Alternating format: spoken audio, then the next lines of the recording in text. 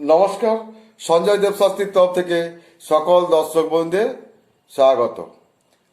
কারিগরি শাখায় ছাত্রছাত্রীদের সফলতার জন্য কি প্রতিজ্ঞা ধারণ করতে হবে তা আমি এই ভিডিওর মাধ্যমে বলবো। যারা কারিগরি শিক্ষা করছেন, যেমন ধরুন কম্পিউটার, ইলেকট্রনিক্স, বিভিন্ন ধরনের কারিগরি শাখায় যারা পড়াশোনা করছেন, তারা কি করবেন? বিজ্ঞান শাখা বা বাণিজ্যিক শাখা ছাত্রছাত্রীদের লেখাপড়া অত্যন্ত চিন্তা ও চাপের মধ্যে কাটাতে হবে।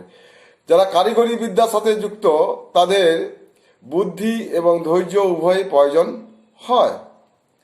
তাই সমস্ত কিছু যাতে ঠিকমতো সামলে নিজেদের ভবিষ্যৎ সুনিশ্চিত করতে পারেন, তার জন্য কয়েকটি পদ্ধতিতে কি পদ্ধতিতে প্রতিকার করে ধারণ করে যথেষ্ট উপকার পাওয়া সম্ভব।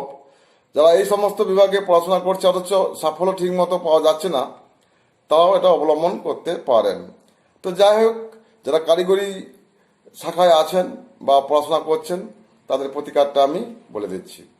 কিছুটা সোনা, কিছুটা রূপা ও কিছুটা সীসা দিয়ে একটি লকেট বা হাতের বালা ধারণে তৈরি করতে হবে। কিছুটা সোনা, কিছুটা রূপা ও কিছুটা সীসা দিয়ে একটি লকেট বা হাতের বালা তৈরি করতে হবে।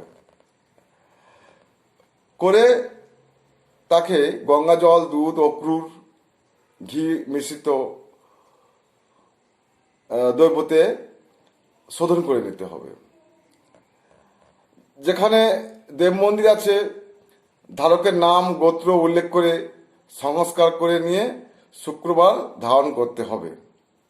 ধারণের সময় ওং শুক্রায় বিদ্রোহে ভাগবায় ধীমাই তন্ন শুক্র প্রচোদয়াৎ এই মন্ত্র 28 বার জপ করে ধারণ করতে হবে। ধারণের দিন ঘি দ্বারায় প্রস্তুত অন্ন গ্রহণ করতে হবে।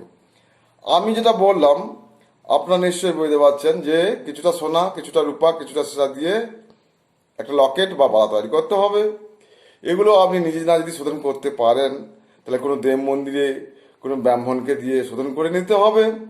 তারপর ধারণ করার সময় আপনি মন্ত্র বলবেন ওং শুক্রায় বিদ্রোহে ভাগবায় ধীমাই তন্ন শুক্র প্রচোদয়াৎ এই মন্ত্র 28 বার জপ করে ধারণ করবেন। দেখবেন আপনি যে কারিগরি বিদ্যায় আছেন তা আপনি অবশ্যই সফলতা লাভ করবেন। সবাই ভালো থাকবেন, সুস্থ থাকবেন। নমস্কার।